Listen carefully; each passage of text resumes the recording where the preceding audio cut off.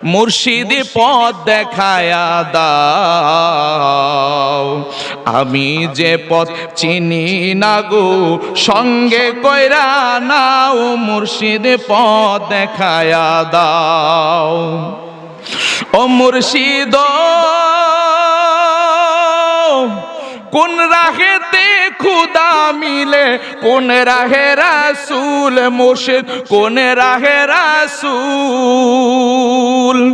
ও মুর্শিদ কোন রাহেতে খুদা মিলে, কোন রাহে রাসূল, মুর্শিদ কোন রাহে রাসূল।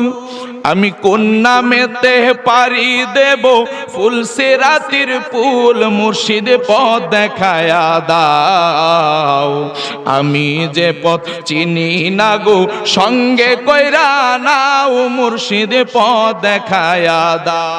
আতিউল্লাহ ওয়া আতিউর রাসূল ওয়া উলিল আমরি মিনকুম। আলোচনায় ঢুকে গেলাম।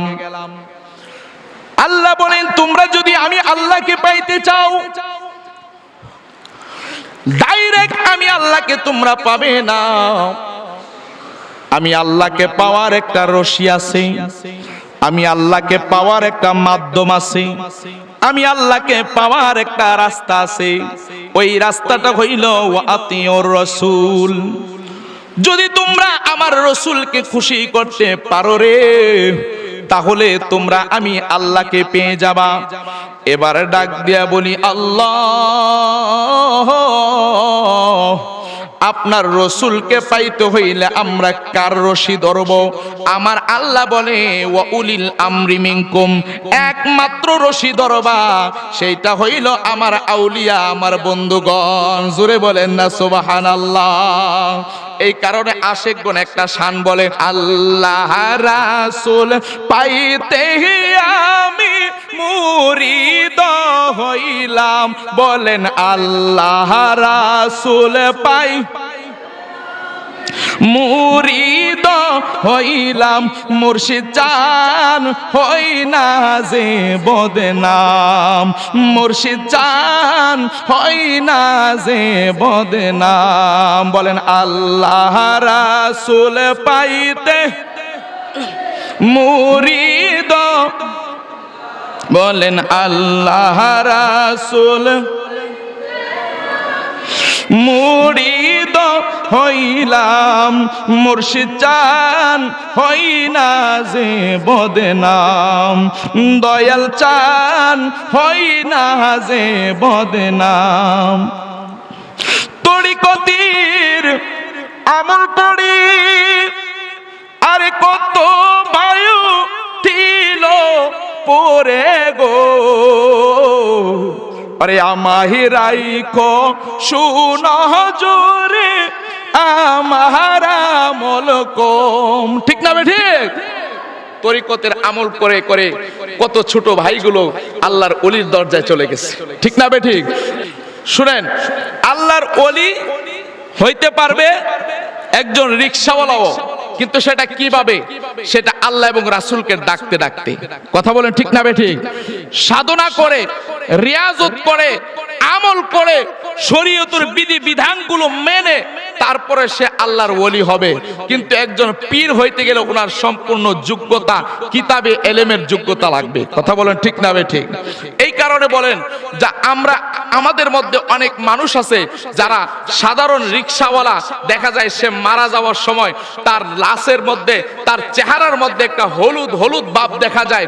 আমার রসুল বলে একটা মৃত ব্যক্তি মারা যাওয়ার পরে তার ভিতরে যদি দুইটা লক্ষণ দেখো, বুঝতে পারবে সেই ব্যক্তিটা ঈমানদার, সে ঈমানের সাথে মৃত্যুবরণ করেছে। সাহাবায়ে কেরাম বলেন, ইয়া রাসূলুল্লাহ এই দুইটা লক্ষণে একটা লক্ষণ কি বলেন? আমার রসুল বলতেছেন, এক নাম্বার লক্ষণ দেখবা ওই ব্যক্তিটা মৃত্যুবরণ করার পরে তার চেহারাটা হলুদ হলুদ দেখা যায়। তো সুবহানাল্লাহ বলেন না বাজান?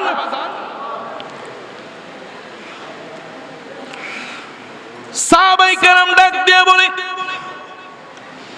ইয়া রাসূলুল্লাহ নবী গো, দুই নাম্বার কারণটা কি? কই দুই নাম্বার কারণ হইল এই তার চেহারাটা দেখবা মৃত্যুবরণ করার পরে চেহারাটার মধ্যে একটা ঘাম আসছে, চিকন ঘাম। যদি দেখো এমন একটা চিকন ঘাম দেখা যায়, তাহলে তোমরা বুঝে নিবা এই ব্যক্তিটা ঈমানের সাথে মৃত্যুবরণ করেছে। বলবেন হুজুর, এই ব্যক্তিটাকে একদিনও আমরা ভালো কাজ সমাজের মধ্যে জাহিরভাবে আমরা দেখি নাই, সরাসরি দেখি নাই, কিন্তু এই ব্যক্তিটার একটা আমল ছিল। যখন সে ধান ক্ষেতের মধ্যে ক্ষেত নিরানোর জন্য গেছে, যখন জোহরের আজান হয়ে গেছে, যখন আসরের আজানটা হয়ে গেছে, ওই ব্যক্তিটা ক্ষেতের লাইলের মধ্যে গামছাটা বিছায়া আমার আল্লাহর ফরজ নামাজ আদায় করেছে। এমন কিছু ভালো কাজ করার কারণে আমার আল্লাহ তাআলা তাকে কবুল করেছে এবং তার মৃত্যুটার সময় রাসূলের দিদার নসিব করাইছে। সুবহানাল্লাহ। এই কারণে বলি, আল্লাহর ওলি হইতে গেলে আপনাকে কি করতে হবে? আমল করতে হবে এবং আল্লাহর হুকুম আহকামগুলো এবং পীর ও মুর্শিদের হাতে হাত রেখে রশি ধরে আমল করে করে রাসূলকে খুশি করে আল্লাহকে খুশি করতে হবে। কথা বলেন ঠিক না বেঠিক? আল্লাহ রাব্বুল আলামিন বলতেছেন আরেক জায়গার মধ্যে, ইন্না রাহমাতাল্লাহি করিবুম মিনাল মুহসিনিন, নিশ্চয়ই যারা মুহসিন বান্দা, যারা ইমানদার বান্দা, যাদের চেহারার দিকে তাকাইলে আমার আল্লাহর কথা মনে হয়ে যায়, যাদের চেহারার দিকে তাকাইলে রাসূলের কথা মনে হয়ে যায়, যাদের চেহারার দিকে তাকাইলে কবরের হাসরের ফুলসিরাতের মিজানের কথা মনে হয়ে যায়, তারা হচ্ছে মুহসিন বান্দা। ওই মুহসিন বান্দার অনুসরণ অনুকরণের কথা আমার আল্লাহ বলেছে। আমার আল্লাহ বলে, মুহসিন বান্দার কাছে গেলে তোমরা রহমত পাইবা, বরকত পাইবা, নিয়ামত পাইবা।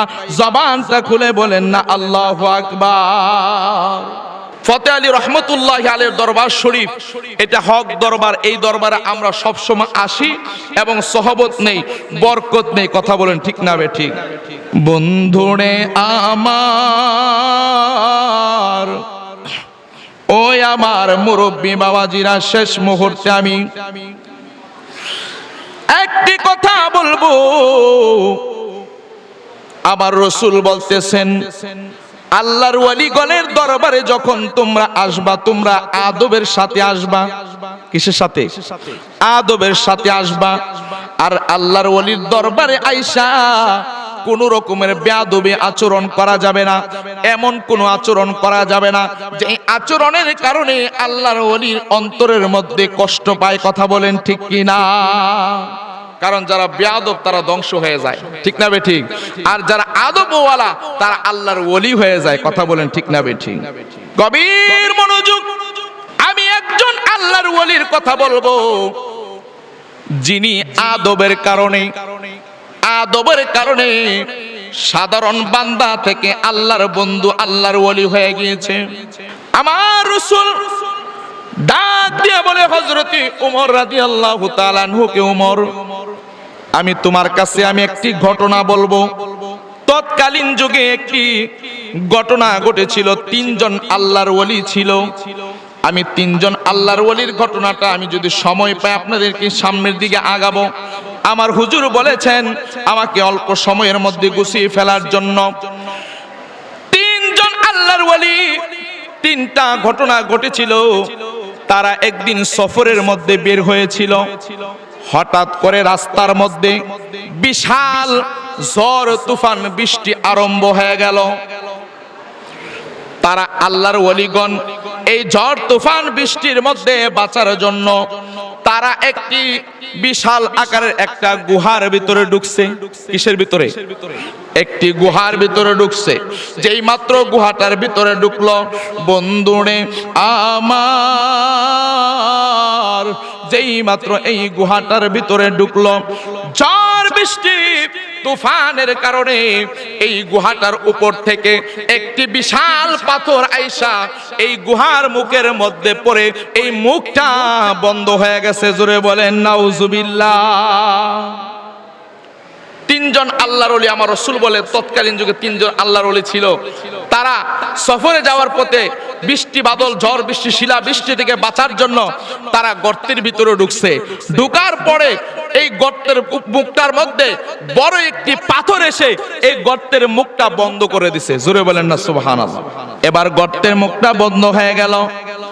তারা প্রচুর টেনশনের মধ্যে পড়ে গেল। অনেক ধাক্কা ধাক্কি করলো, ভিতর থেকে বিশাল আকারের গর্তের মুখের মধ্যে বিশাল পাথরটা পড়ে গেছে। এবার তারা কিভাবে এই পাথরটাকে সরাবে অনেক চেষ্টা করেছে।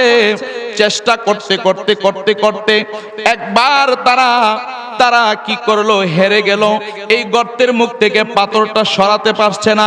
এবার ডাক দিয়ে বলতেছেন একজন আরেকজনকে, ভাইরে আমরা তো জীবনে তো অনেক আমল করেছি, কিন্তু কিছু কিছু আমল আমার আল্লাহর কাছে কবুল হয়েছে, হইলেও হতে পারে আবার না হইলেও হতে পারে, কিন্তু যদি জীবনে কিছু ভালো কাজ করে থাকো ওই ভালো কাজের দোহাই দিয়া উসিলা দিয়া তোমরা আসো, আমরা সবাই মিলে আল্লাহর কাছে ফরিয়াদ করি যে কোন একটা ভালো কাজের উসিলায় হয়তোবা আমার আল্লাহ এই গুহার মুখ থেকে পাথরটা সরায়া দিবে। জোরে বলেন না সুবহানাল্লাহ। একজন ব্যক্তি ডাক দিয়া কয়, ঠিক আছে, কয় আমার জীবনে আমি একটা ভালো কাজ করেছি। কয় কি কাজ? কয় আমার অনেকগুলো সন্তান ছিল। কি ছিল? অনেকগুলো সন্তান ছিল। দেখেন আদবের কারণে তিনি আল্লাহর কত বড় ওলি, আল্লাহ ডাক দিলে তার ডাক শুনছে। আজকে দরবারের মধ্যে অনেক আসে, অনেক মানুষই কিন্তু এই দরবারের মধ্যে আসে, কিন্তু দেখবেন পিছে পিছে মুনাফিকি করে। এ কথা বলেন ঠিক কিনা? যারা মুনাফিকি করবে, আমার আল্লাহ বলেন যারা মুনাফিকি করবে, ওলির সাথে দুশমনি করবে, আমি আল্লাহ তাদের সাথে যুদ্ধের ডিক্লার দিলাম। কথা বলেন ঠিক কিনা? আল্লাহর ওলির সাথে দুশমনি কইরা বিদেশ যাইবা গা, আল্লাহর ওলির সাথে দুশমনি কইরা তোমরা বড়লোক হয়ে যাইবা গা, আল্লাহর ওলির সাথে দুশমনি কইরা টাকা পয়সার মালিক হইবা, নো, কখনো সম্ভব হইব না। জীবন শেষ কইরা দিবা, মাগার শান্তি খুঁজা পাইতা না। কথা বলেন ঠিক কিনা? গুহার ভিতরে ওই ব্যক্তিটা ডাক দিয়ে বলতেছে, আল্লাহ আমার অনেকগুলো সন্তান ছিল, এই সন্তানগুলোকে আমি লালন পালন করতাম এবং আমার কিছু বকরি ছিল, যেই বকরিগুলাকে আমি মাঠের মধ্যে নিয়ে, জঙ্গলের মধ্যে নিয়ে, পাহাড়ের মধ্যে নিয়ে আমি এই বকরিগুলাকে ঘাস খাওয়াইতাম। সুবহানাল্লাহ পড়েন। এই বকরিগুলাকে আমি ঘাস খাওয়াইতাম, আর এই ঘাস খাওয়ানোর ফাঁকে ফাঁকে আমার বাড়ির মধ্যে আমার একজন বৃদ্ধা মা ছিল, ওই মায়ের আমি খেদমত করতাম। সুবহানাল্লাহ। একদিন কি হলো, আমি যখন বকরি দিয়ে যখন আমি মাঠের মধ্যে চলে গেলাম, যাওয়ার পরে হঠাৎ করে আস্তে আস্তে সন্ধ্যা হয়ে গেল।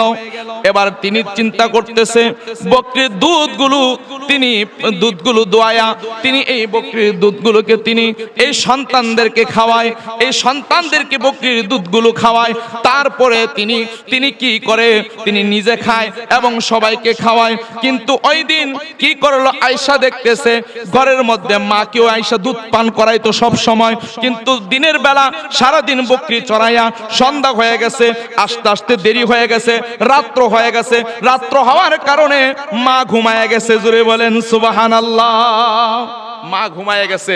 এবার চিন্তা করতেছে আমি প্রত্যেকদিন তো আমার মাকে দুধ খাওয়াই, আমার সন্তানদেরকে দুধ খাওয়াই, আগে আমার মাকে বকরি দুধ খাওয়াই, তারপরে আমার সন্তানদেরকে ছেলে মেয়েদেরকে খাওয়াই। আমি তো আজকে আইসা দেখতেছি আমার মা তো বিছানার মধ্যে ঘুমায় গেছে, সুতরাং আমি এখন মাকে কিভাবে দুধ খাওয়াবো? আর যদি আমি মাকে ঘুম থেকে জাগ্রত করি, মায়ের ঘুমের ব্যাঘাত হবে, অসুস্থ মানুষ কষ্ট পাবে। এই কারণে কি করছেন তিনি, বকরির দুধ দুয়াইছে, কিন্তু সারা রাত্র এই বকরির দুধ নিয়ে দাঁড়িয়েছিল, একটা সন্তানকে তিনি দুধ পান করান নাই। সুবহানাল্লাহ পড়েন। বলবেন হুজুর সন্তানদেরকে কষ্ট দিছে না, ওনার আদব ছিল যে আগে মাকে খাওয়াবে তারপর সন্তানকে খাওয়াবে। বলেন না সুবহানাল্লাহ।